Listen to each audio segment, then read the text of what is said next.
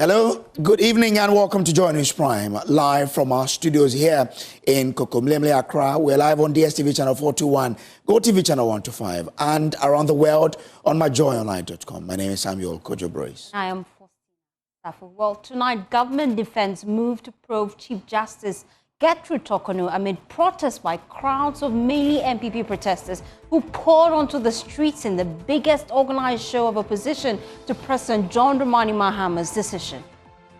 We believe that in a democracy, the way to do it is through a peaceful conduct like we have embarked upon and to register our protests. Also coming out, President Mahama issues a 48-hour deadline for government appointees to declare assets of his dismissal. Details as he announces that 3 months of their salaries will be forfeited and donated to the Mahama Cares Fund. However, if by close of day Wednesday, 7th May 2025, any of you still fails to declare your assets, count yourself automatically dismissed. More as he unveils a new code of conduct for his appointees which prohibits the acceptance of gifts and imposes sanctions ranging from a public apology to dismissal. Well, also tonight, Electricity Company of Ghana sets end-of-year deadline to fix all localized faults to avert doomsday situations in Accra. But within this year, we are sure that we'll be able to resolve most of the issues concerning power outages, low voltages, and few other issues. We'll be able to resolve all of them. Thank you, sir. We have details plus the power distributor declaration of no doomsday in Chado installing a new mobile transformer for the area. Which means as far as ECG is concerned, the petty challenges in this area will be resolved as soon as you install this and begin distribution. That is right. That is correct.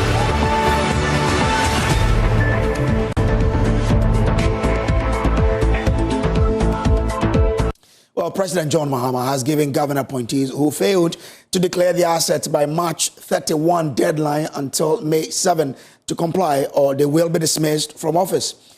Those who missed the deadline will also forfeit 3 months' salaries, which will be donated to the Mahama Cares Initiative, a medical trust fund supporting healthcare development.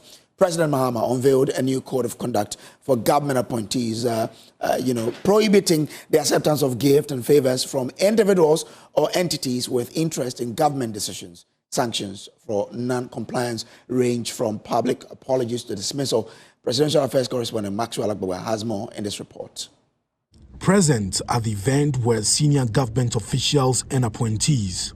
President Mahama used the occasion to outline a new code of conduct which clearly defines how government appointees are expected to carry themselves in office. In his speech, the president issued a strong warning that any appointee who fails to declare their assets by Wednesday, May 7, 2025, should consider themselves automatically dismissed. In addition to dismissal, such individuals have already forfeited 3 months of their salaries. For all those who are appointed or nominated before 31st March 2025 and fail to meet the deadline, you are to forfeit 3 months of salary to be donated to the Ghana Medical Trust Fund, named after me, Mahama Cares. In addition to 1 month's salary that I've asked all appointees to donate to the Mahama Cares Trust Fund. So it means that those who omitted to declare your assets by the date, you are paying 4 months' salary to Mahama Cares. However, if by close of day Wednesday, 7th May 2025, any of you still fails to declare your assets, count yourself automatically dismissed. As outlined in the new code of conduct, appointees are strictly prohibited from accepting gifts or favors, especially from individuals or entities with vested interest in government decisions. In line with this, the presidency disclosed that President Mahama had received 2 cars as gifts, which he has since donated to the state. We all know our cultural fondness for gifts, but we must now draw a clear line between appreciation and influence. Appointees are prohibited from accepting gifts or favors, especially from companies or individuals with interest in governmental decisions. If a gift is received during an official engagement, and its estimated value exceeds 20,000 Ghana cedis, it must be declared. And upon leaving office, the gift must be surrendered unless expressly permitted to retain it by the President. As for hampers and gift items, no government funds, including internally generated funds, are to be used to purchase or distribute hampers. President Mahama further stated that no political appointees are allowed to purchase state assets, including land, vehicles, or shares, directly or indirectly. He emphasized that any appointee who violates this directive will be dismissed. Prohibition on purchasing state assets. No political appointee under this administration is permitted to purchase state assets, whether land, vehicles, shares, or buildings, directly or indirectly. If you attempt to do so and you are found out, your appointment will be terminated. The president concluded by outlining a range of punitive measures for violations of the code, from a public apology to outright dismissal. He stressed that there will be no sacred cows under his administration. Every appointee will be held accountable. Sanctions for violation. The code sets out consequences for breach, public apology, from public apology to reprimand, to suspension, to resignation, or ultimately termination. Let me assure you that these sanctions are not cosmetic, they will be enforced. And I will not hesitate to act firmly and decisively, no matter who is involved. Meanwhile, in a display of leadership, the president has newly unveiled his code of conduct, and he has decided that he would declare 2 cars which he received as gifts for donation as well to the state. Now, this all forms part of government's efforts to ensure that he is working with his new code of conduct. Well, joining us now is Visim Azim, just to get a sense of what he makes of this. Well, we're hearing from the president deliver a new code of conduct for his appointees. Key among them is the need to apologize publicly, and also in terms like this to declare gifts. We've heard from the president do same. What do you make of this? Will this indeed help fight corruption? Well, it should indeed help fight corruption. But this is not his first code of conduct that he's inaugurating. There was, in his first term, there was one code of conduct that he put in place. We did not hear of anybody being sanctioned based on the conditions, the provisions of that code of conduct.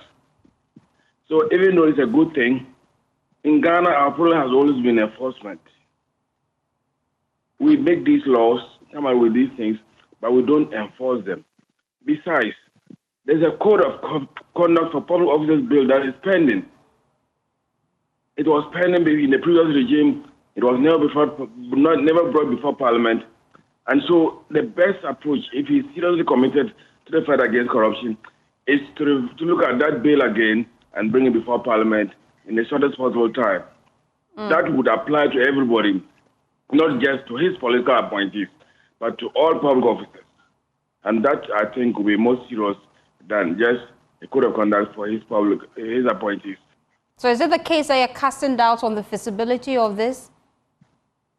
Well, as for politicians, we've seen them before. We can never be sure. Until we see the action, until we see them walking the talk, we cannot be too confident that it's going to happen the way that they say it will happen. We've seen the president just recently announce that he received 2 gifts, cars to be precise, and he's donating it to the state.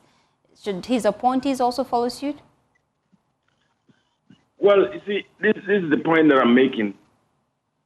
A code of conduct for public officers would spell out what gifts you can receive and surrender to the state in terms of the value and quality of them. And so, if he's just doing it, he uses his own discretion to do this. But is that compelling also? Does that apply to his appointees?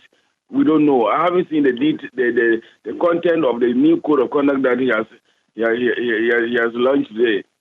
But a code of conduct will usually tell us what gifts you can receive, what you should surrender to the state, what you should publicly declare and maybe keep it. So That is what I think that we need to see in the law, not just in his code of conduct to the public, between his appointees. Thank you so much for your time here on Joy News Prime. Well, away from that, the Electricity Company of Ghana has promised to fix all localized faults causing power outages in Accra by the end of the year. This assurance follows the installation of a new mobile substation at Chado, aimed at addressing persistent power challenges in that area and Burma Camp. Joy News' James Aveji has more in the following report. We must now direct. After years of power challenges in the Chado area, the Electricity Company of Ghana this dawn brought what you see behind me here, this mobile transformer, in order to boost power supply in the area. They are hoping that the installation of this would help improve power supply to customers in the area greatly. Ideally, we operate our transformers at an economic loading of 70%. But currently, we are going above 100, which is not good. So we are putting the transformer under a lot of stress. So that is the issue now. Is there any specific reason why the demand here is increasing by the day? Okay, good. So this is a new development area, and you can see the type of buildings here, very huge ones, and you can see most of them are blasting on 24/7 ACs all day. So that is actually making the load to go high. This is a 2026 kilovolts, megavolts ampere, that's MVA substation, and it has this can take care of over 5,000 and more customers within this area, and that is, and it is operating on a voltage of 33 and 11 kilovolts, so kV. And that is how it is. Which means, as far as ECG is concerned, the petty challenges in this area will be resolved as soon as you install this and begin distribution. That is right. That is correct. Beyond fixing the Chado problem, General Manager Maintenance in charge of the Accra Sub-Transmission, Engineer Francis Kofi Achacha, also explained the medium-term plan of the ECG, which he said will fix the challenges across Accra by end of this year. You know, ECG has a plan for the year, and so we have already planned for some of these injections and system improvement before even the minister came in with the KPIs. So we are already working towards improving on our services. So your customers all around the Accra region should be assured that which area has these issues will be fixed within what duration of time? So within this year, we are sure that we'll be able to resolve most of the issues concerning power outages, low voltages, and few other issues. We'll be able to resolve all of them. From Chado here in Accra, I am James Aveji reporting for Joy News. The National Health Insurance Authority, NHIA, plans to utilize the Ghana Medical Trust Fund, also known as Mahama Cares, to regularize dialysis treatment under the National Health Insurance Scheme. Well, this move comes amid concerns about dedicated funding for renal treatment under the NHIS. Speaking to Joy News, the Chief Executive of the NHIA, Dr. Victor Saribambo, says the Mahama Cares Fund will help systemize renal treatment. Now, if you look at the NHIA, even though we cover 95% of all disease conditions, sometimes there are gaps when it comes to some of them. We cover 4 childhood cancers and a few of the cancers, but not everything. So what Mahama Cares is supposed to do is to bridge that gap so that those diseases that are not already covered will be covered. Now, you talked about end-stage renal failure. Yes, previously there were 20 facilities that were looking at renal failure, which is becoming a bigger and bigger challenge in Ghana. What Mahama Care seeks to do and will do is to systematize these dialysis centers, make sure that all over Ghana we have these dialysis centers that Ghanaians can utilize. And so with the other diseases. So we're actually broadening the system and making sure that we're able to take care of the diseases that are now prevalent in our society. So that's where Mahama Care comes inside. Meanwhile, Speaker of Parliament Alban Bagbin has pledged to continue advocating for a national response to address the dialysis crisis in Ghana, where fewer than 400 dialysis machines are currently operational in only 9 out of 16 regions. Now, the commissioning of a dialysis center built by a non-profit, he assured that he will do all he can to help make sure that this situation is solved. As Ghana grapples with the national dialysis crisis, many public health facilities are in search of logistical support to ease the burden on renal patients. The Tete Kwashe Memorial Hospital in the Eastern Region is the latest public health facility to benefit from a dialysis center built by non-profit group Shield and commissioned by Speaker of Parliament Alban Bagbin, who says he is passionate about a national response to the dialysis crisis. Statistics show that nearly 14% of the over 30 million Ghanaians are suffering from chronic kidney disease. That is an estimate of 4 million Ghanaians.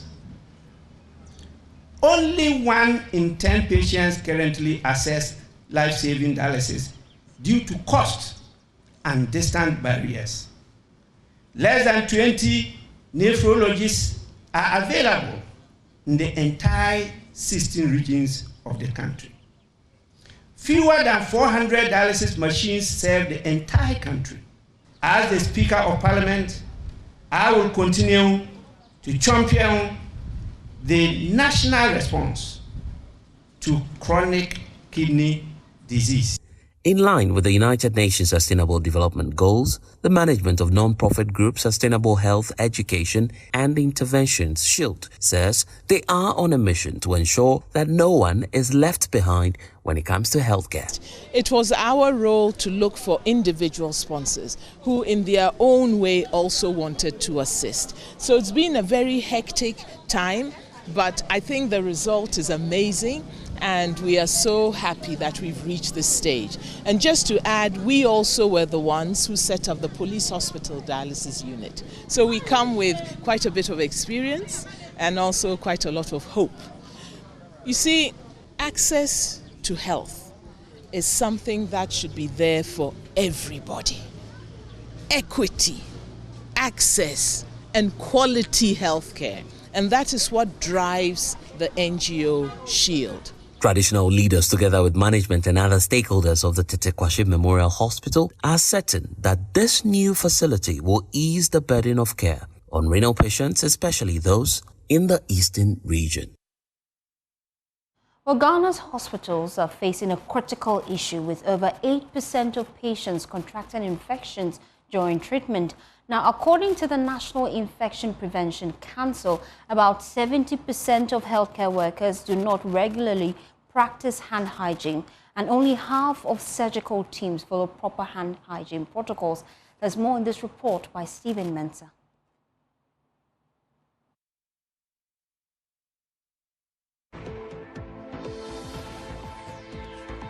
Member of the National Infection Prevention and Control Committee, Sewamwa, is calling on the government to prioritize infection prevention in the National Development Plan, or risk falling short of its goal to achieve universal health coverage by 2030. She wants government to integrate the National Infection Prevention Strategy into the National Development Plan to boost health security and economic resilience. We were found wanting at a point. We found our feet, brought a lot of hand hygiene facilities everywhere. Ask yourself at this moment, are these things still existing?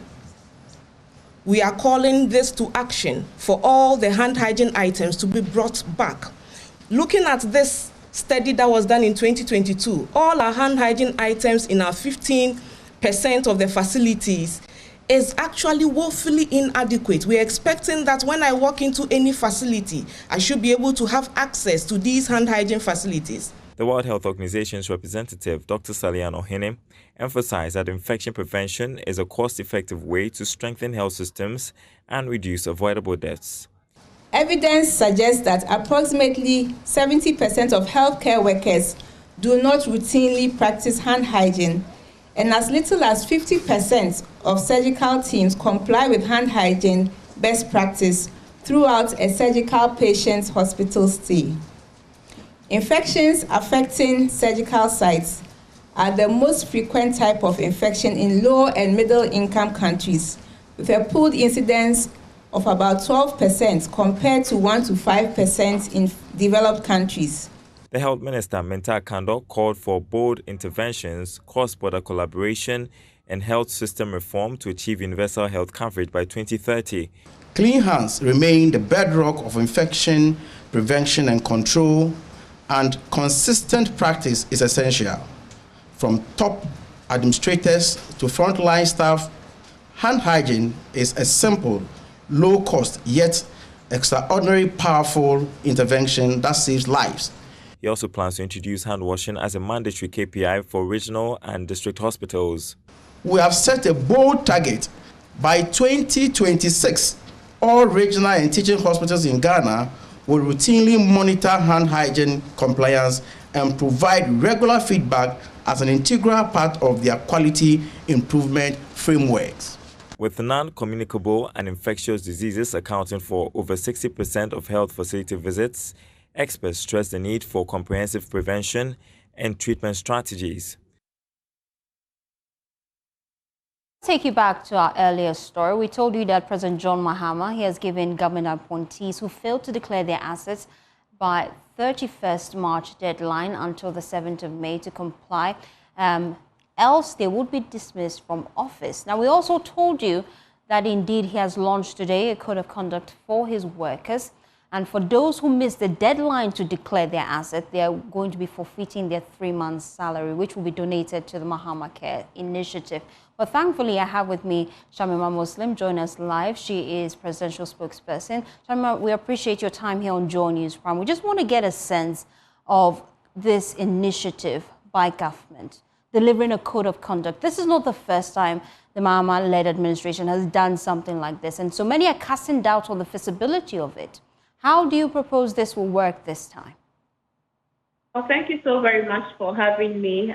Well, it is a new era, is it not? And we are asking everyone to lace their boots because we are on a reset agenda.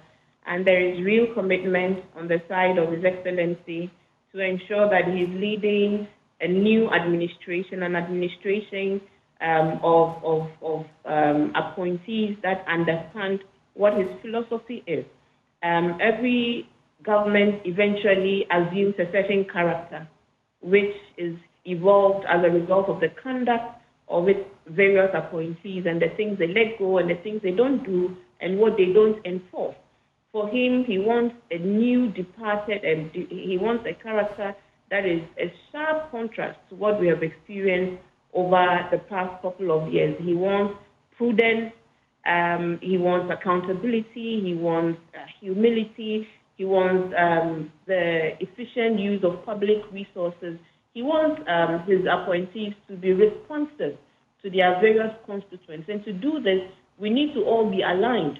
And so I have said several in other platforms that this internal code of conduct for His Excellency John Mahama's appointees does not stop any other institution that has similar powers to enforce proper behavior on the side of public officers. So if any appointee who is a public officer goes and breach the laws of Ghana, by all means, the law must be made to work, with that person. But if you look at what we're doing with the code of conduct, it is to communicate a certain character of the John Mahama administration, a certain feel of the administration, which would be created as a result of our individual and collective conduct. Okay. So this is what the code entails. If you take a look, you'll find out that there are areas of how you use your budgetary allocation, the conflict of interest situation, whether you can take gifts, ministerial travel,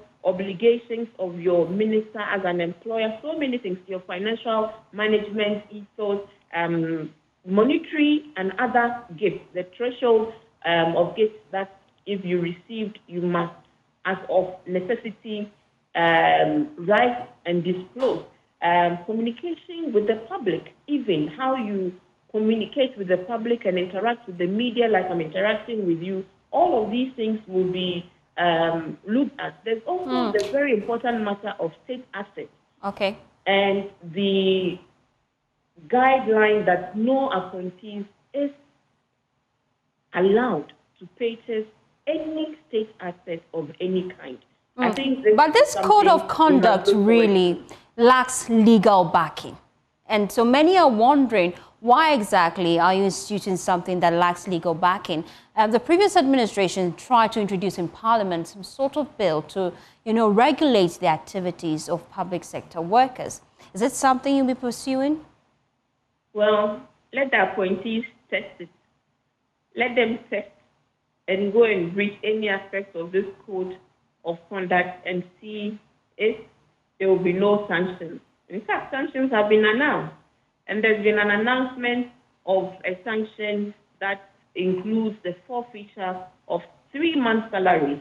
This is different from the expectation that all appointees must also donate 1 month of their salaries to the Ghana Medical Care Trust Fund, also known as the Mahama Care. Also to communicate that we are a leadership of conscience, because we are asking Ghanaians to support the Mahama Care Fund. Okay. And if we're asking Ghanaians to donate to the fund, we as leaders must also lead with example.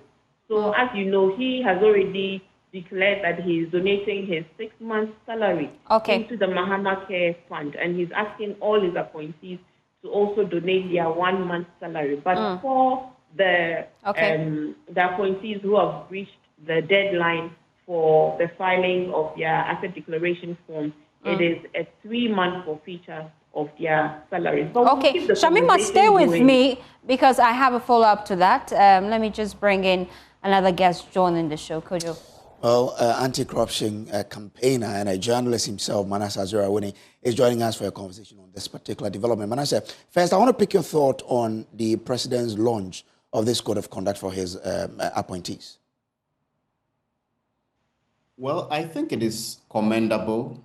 It is something that should have been done a long time ago.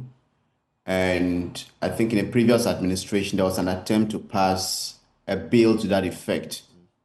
So when I heard it and orders given, I said on Facebook that it appears some semblance of discipline is returning to the executive.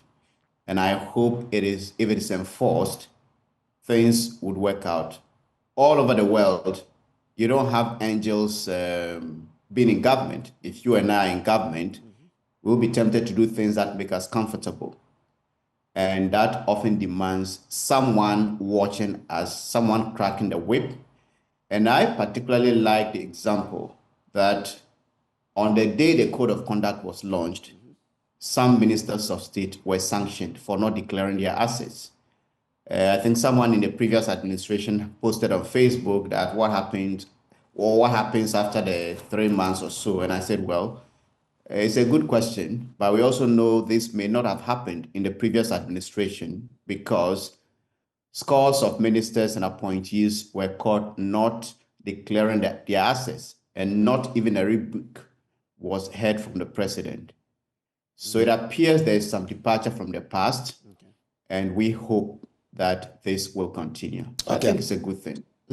Now, at the back of that was the president donating 2 vehicles he received as a gift to the state. Now, you did some story back then with the Ford saga. If you look at that and what is happening now, I mean, is this something you see as, justifiable, that gift to be given to the president, he will receive them and declare them as a gift to the state? Yes. When you go to the U.S. Department of State, or when I was doing that Ford story, I got this information on the website of the Department of State. And presidents in the U.S., when they travel around, they get gifts. Gifts are such that culturally, you may face issues when you reject certain gifts. So the Department of State has a register that every gift the U.S. president has received is put there, the giver, the value, the reason for accepting it, and what it was done with. So the reason was always that failure or refusal to accept would cause embarrassment to the host. So you are my friend. If I came to you, Manasseh, take water, no. Take food, no. Then take. Sometimes you may begin to ask, why does this guy even consider me a friend? Those things happen. So when there isn't any explicit intention, we've heard somebody, an MP saying was giving gifts or money by a businessman to keep quiet. If it is not that instance, then it should be handled this way. If the Ford received from Kanazue had been handled this way, there wouldn't have been a story in 2016 when I did that story. There wouldn't have been a story. But in that previous one, we didn't hear of any disclosure. We only started hearing issues of disclosures when the story aired. And the dates per investigation did not even align, because we're told that a vehicle came in November 2012. It was fitted with bulletproofs and then machine guns and added to the presidential pool. But evidence showed that in 2013, it was cleared at the Tema port by Vision Logistics Limited, a private clearing agency. Okay.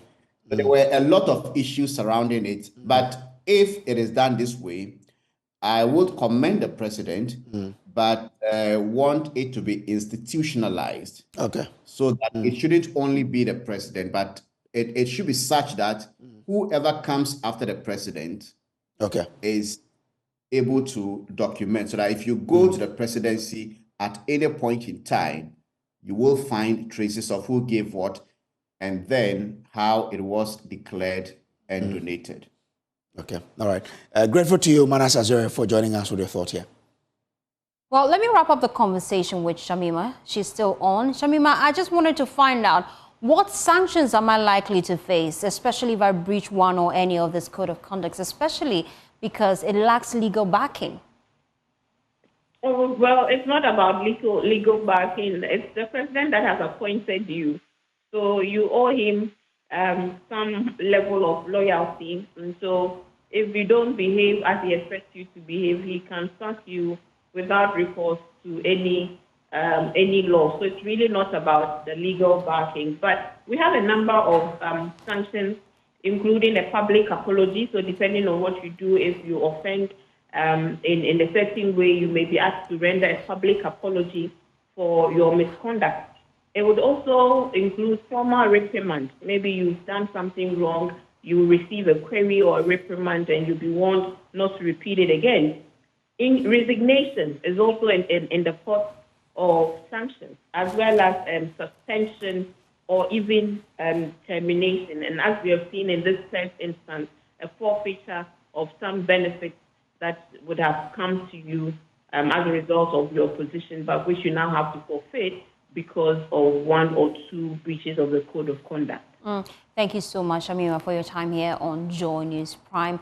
Now, away from that, the government is pushing back against the Save the Judiciary protest, defending its decision to investigate petitions seeking the removal of the Chief Justice, Gertrude Torkornoo. Officials claim the process is constitutional and necessary for judicial accountability. However, the NPP and its allies remain resolute, warning that their protests will intensify unless the petitions are withdrawn and the judiciary integrity is protected. They accuse the government of pursuing a political agenda to pave way for the former president, John Dramani Mahama's return to power. There's more in this report. It's a bit chaotic.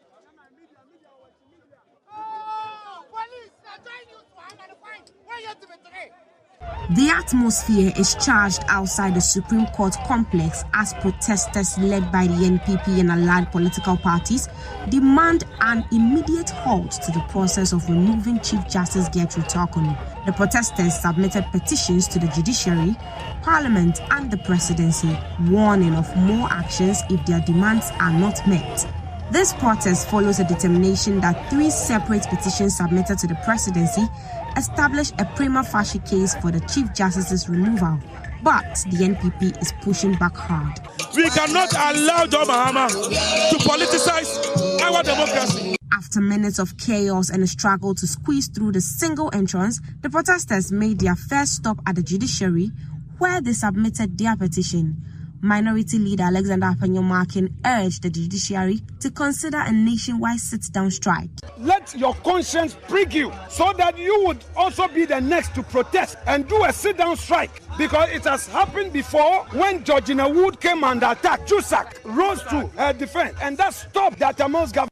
The protest then moved to Parliament, where the group was received by the Clerk of Parliament. It is tyranny clothed in the robes of democracy. Its every gesture speaks to a sinister agenda to break the constitution and amend it and prolong his grip on power, abetted by a judiciary he is desperate to capture. In other words, the president is looking forward to using the judiciary for a third term. Finally, the protesters made their way to the Jubilee House, facing resistance in accessing the inner perimeter. Apanyomakin expressed hope that the presidency will give their petition the serious attention it deserves. We believe that what is happening is not good for us. We hope that it shall receive the needed support for the Chief Justice to go back to her office and do her work. General Secretary Justin Frimpong Kodua described the response from the presidency as distasteful. He's not the president of Ghana, so whatever he said is neither here nor there. We are taking the pinch of salt. Well, at the end of the day, we are expecting the president to, as soon as possible, address them. 1 day, 2 days, 10 days, 2 weeks. Well, we are expecting the president. If within a reasonable time it does not address, you will hear from us again. According to the NPP, this protest is just the beginning. They say more actions are in the pipeline to compel the government to back down.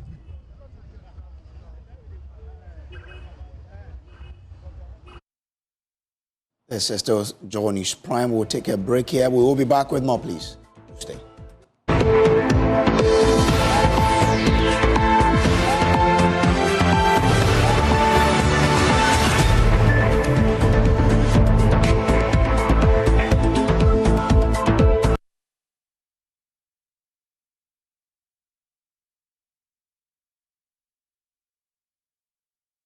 Welcome back from the break.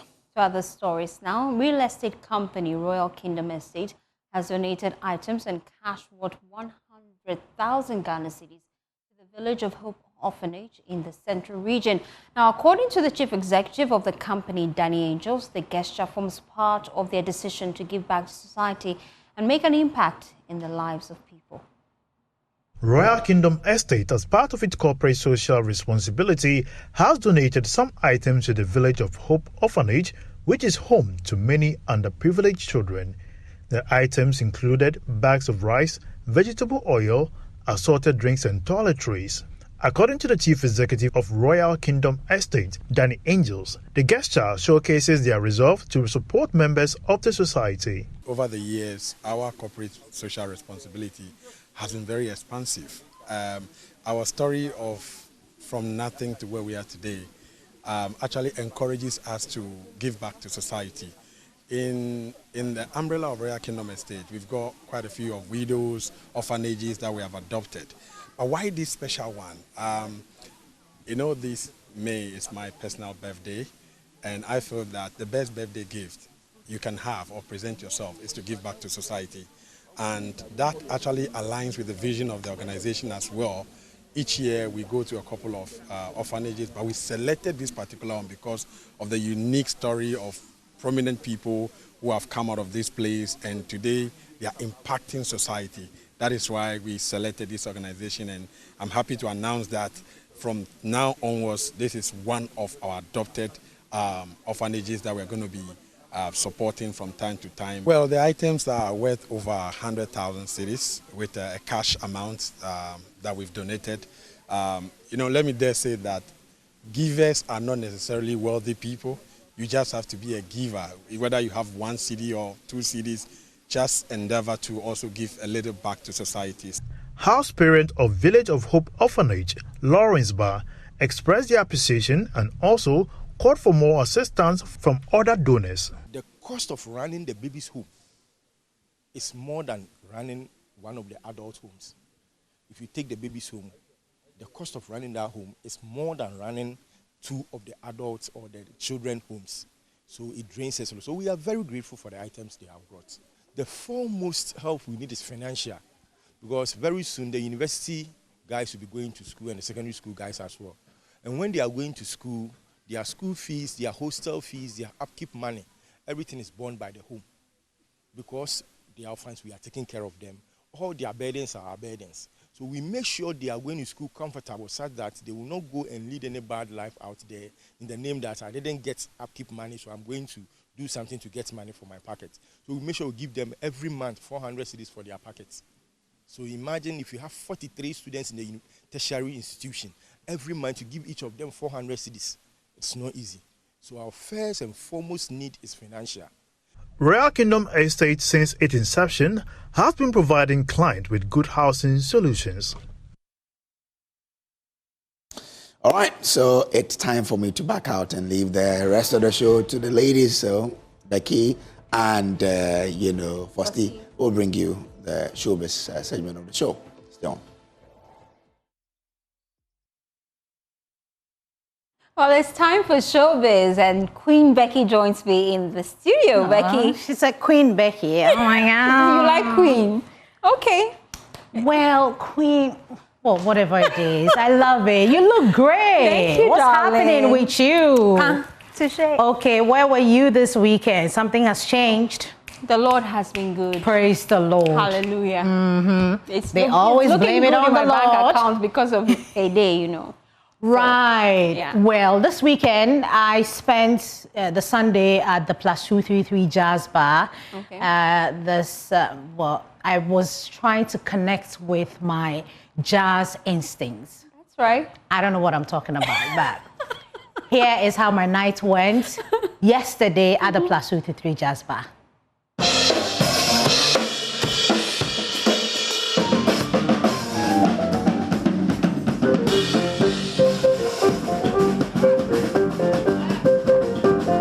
Jazz is the only music in which the same notes can be played night after night, but differently each time. Ornette Coleman said that about jazz music. The Plus 233 Jazz Bar played host to the famous Israeli three-man band Yugev Shritrit Tro for an unforgettable night of pure creativity and emotions. As part of the Tro's West African tour, they made a stop in Ghana, and I should add, they received the famously warm welcome from the motherland. Wow, blessed and excited to be here and to meet many people, great people, the people in Ghana, and we're very excited. It's a dream come true, really. I explore a lot of your culture, a lot of the music, the rhythms from the Ashanti people of Ghana, Adua, Siki, Akong, all these great rhythms that I try to play on the drums, and it's really inspired me. It's really a dream come true. So thanks for the great reception and great vibes. Thank you. Solomon? Yeah, the same. It's as you said, it's our first time here, and we couldn't have asked for a better reception. The people here are amazing, so warm and so welcoming. Everywhere we go, it's just like incredible. I'm speechless, and I really hope to come back here again. David, are you hoping to come back here again as well? I'm definitely hoping to come back here. We even talked about opening a music school here. We already have big plans for Ghana, big plans.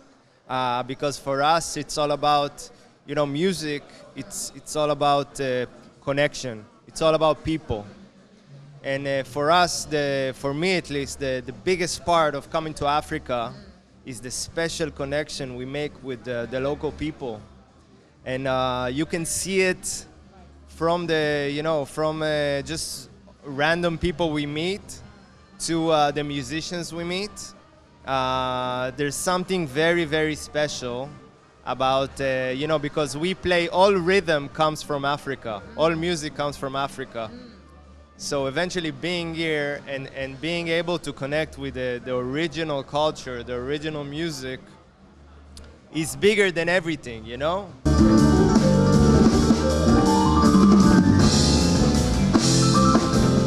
Gare Street Retro, founded in 2016, brought their original jazz compositions to life, and some patrons couldn't get over their excitement. I saw you screaming your heart out, and I'm like, okay, she's the only person enjoying herself. Yeah, I've even lost my voice because of it. It's quite deep. Yeah, absolutely. I'm loving the music. I'm loving the blend between Israeli music and Ghanaian music. A couple of these artists I've seen before around Accra, and it's really nice to see them in this space. For me, the favorite one was the poet. She really spoke to me. I think I even told her that as soon as she stepped up onto the stage, it was like I wasn't even here. She completely captivated me, and it was so amazing. Thank you, Tali. Thank you. How about you? Okay, I could also hear her screaming in the back. Okay. So I was really happy to see you enjoying yourself because I invited her. That's a good idea. Okay. That's a good idea. So anyway, it's always great to feel and see Israeli music somewhere else, and to see people from all over the world enjoying it.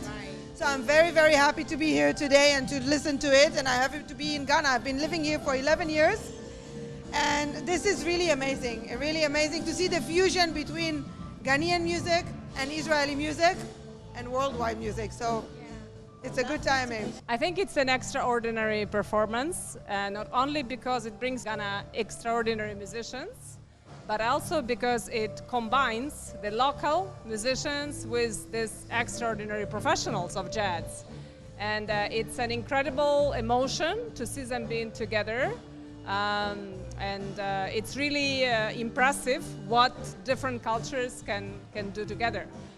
So it's really a very emotional journey for me to see these two cultures coming together. Speaking to Joy News on the sidelines of the event, His Excellency Royal Gilad, Ambassador of Israel to Ghana, stressed the importance of collaborations and promised to help strengthen the Ghana-Israel relationship through cultural exchange programs. Personally, I like jazz very much. Jazz music is very popular in Israel. I said we have to create a meeting. You know, all what we do as an embassy is to build a bridge. So everybody knows that we are doing on what we do in agriculture, on cyber security, on defense. But I consider art and music and sports, by the way, maybe the most important bridge between people to people. And I know this trio from Israel, and we said, just come over here. And it started with Ghana and our embassies in Dakar, Senegal, and in Abidjan in Côte d'Ivoire. They joined the party, and it ended up with a regional tour. I think the first regional tour of an Israeli leading jazz trio, as far as I know, might be the first one ever.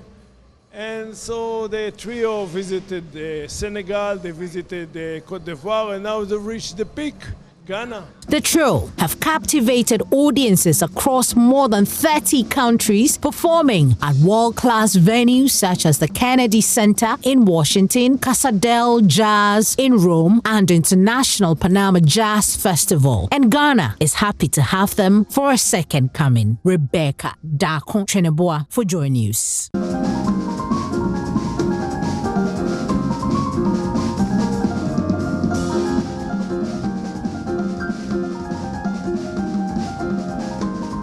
That's Rebecca for you. No, there's a dance to it. Can't believe you did that.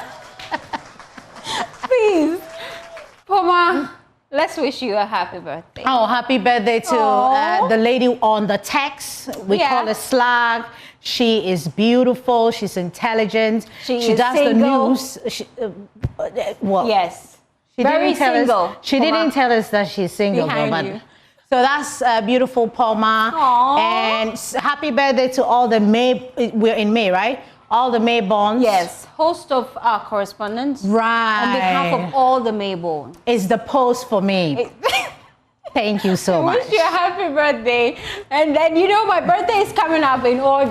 So we have to prep ourselves. Okay, we can wait till August. Please log on to myjoyonline.com. That's where you find all the news. Of course. We're going to have Fosty's birthday in August. We can talk about that later. It's a few months away. Hey. Okay. Okay, bye. Happy birthday in advance. Thank you. To you. Oh, and to Irama. Yes, and we're Kenneth sorry we didn't Jesse say, as well. We didn't say, yeah, Kenneth. Happy birthday. We're so happy that you're here with us, and we pray for you every day. Praise the Lord. Derek says we should go. Bye-bye. Okay, bye. Bye.